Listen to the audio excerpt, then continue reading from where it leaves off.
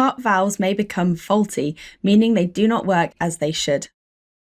Over on the left here, you can see a valve that is open, allowing the flow of blood through the vessel. This valve on the right is shut, which prevents the backflow of blood. Remember, a healthy valve works to stop blood flowing backwards. Your body needs to maintain a one-way flow through the vessels. So how can a valve be faulty? Valves may not open fully or may become leaky, reducing the efficiency at which the blood flows around the body. This diagram shows a faulty valve that doesn't open or close properly. This could restrict flow or even cause a backflow of blood. Remember that the heart has got 4 valves, and one or more of these could be faulty. In this diagram, you can see that these valves are leaky. For the exam, you should understand the consequences of faulty valves. So let's have a look at some of them.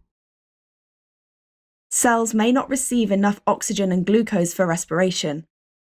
Faulty heart valves reduce the efficiency of the transport of oxygen, glucose, and other molecules that the cells need to reach them.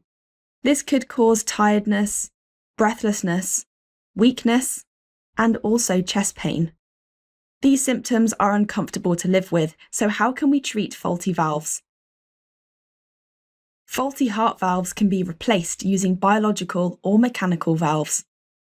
The faulty valves can be replaced with biological ones, normally made from pig or cow tissue, or donated from other humans.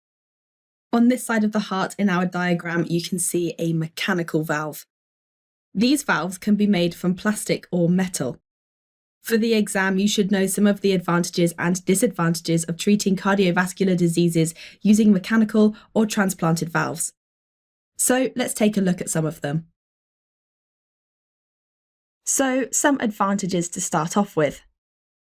First, they restore blood flow in the heart, and there's a lower risk of complications with heart valve transplants than with heart transplants.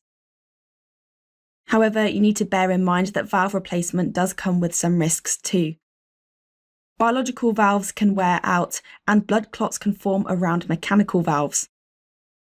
Other complications could include bleeding or infection, and patients may need to take anti-blood clotting drugs. Thanks for watching. If you want to take your GCSE revision to the next level, head over to launchpadlearning.com and check out our smart learning platform that's been designed to get you top results in your exams. We cover your whole specification and make revision fun with interactive quizzes, easy to follow videos, and more. You'll be kept motivated by your own AI tutor who's here to support you every step of the way. To check it out for yourself, click here.